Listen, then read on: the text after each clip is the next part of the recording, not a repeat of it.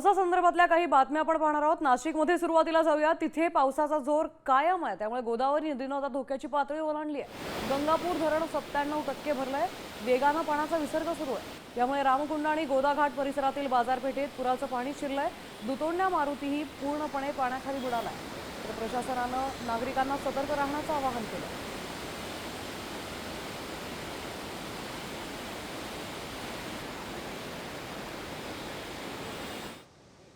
गंगापूर धरणातून मोठ्या प्रमाणात पाण्याचा विसर्ग सुरू असल्यामुळे नाशिकमध्ये गोदावरीची पूर परिस्थिती कायम आहे। रात्री उशिरा गोदावरी नदीने धोक्याची पातळी ओलांडलेली आहे आणि अजूनही गोदावरी नदी धोक्याच्या पातळीवरून वाहताना आपल्याला बघायला मिळेल। या दृश्यांमध्ये हा सगळा रामकुंड आणि गोदाघाटाचा परिसर पूर्णपणे पुराच्या पाण्याखाली गेलेला आहे।